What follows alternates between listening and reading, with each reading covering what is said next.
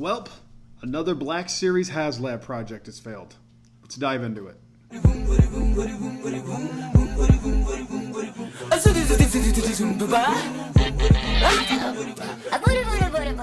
Hello everyone, welcome back to the channel. My name is Brad Hughes and I'm one of the hosts of Jedi Talk, a Star Wars podcast where we talk about, you guessed it, Star Wars.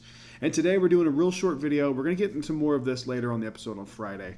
And then on Wednesday we're doing a top 10 Haslab projects we want. Hasbro, if you're watching this, please pay attention to that episode so you can actually get one of these projects funded.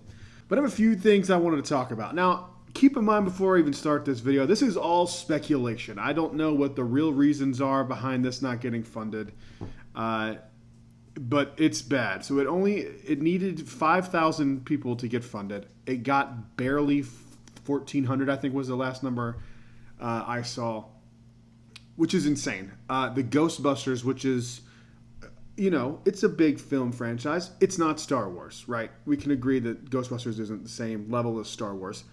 The Proton Pack had 32,000 backers on that. So it's a real problem that two of their Black Series Haslab projects have failed now. The first thing I think the problem was the price point. I'm a lightsaber collector. I have almost every single lightsaber from Galaxy's Edge. I don't own a single Black Series lightsaber. This would have been my first one. I didn't back it, by the way, because it retailed $499.99, which is absolutely insane.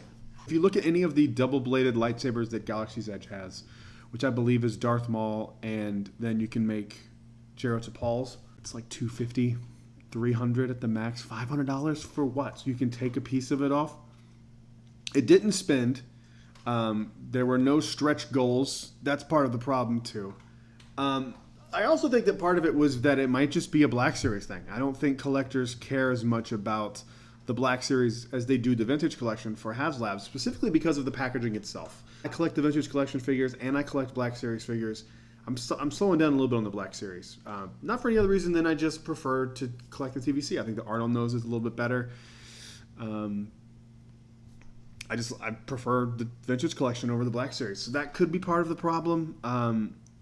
I don't think that's necessarily it, though. I think they are just really out of touch with what Star Wars fans want. The fact that you couldn't get this funded after revealing it at Star Wars Celebration, where all the Star Wars fans are for that weekend, during, not only just that, during the hype before Obi-Wan Kenobi came out.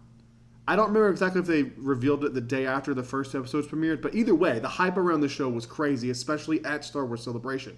And the fact that you didn't leave it with 20,000 people backing that thing is crazy to me. I just think you don't know. I don't think you know what the fans want. I really don't. I don't think you have any idea what fans want, Hasbro, and it's a real problem. And I think this is pretty evident by how many of the repacks and all of the crap you guys keep doing. Like, how many Lando figures do you need? They're on every store shelf. This is the only figure you can find is TVC Lando and the Black Series Lando. Everyone loves the character. We don't need 50,000 different Landos. Like, it's insane. I don't get it.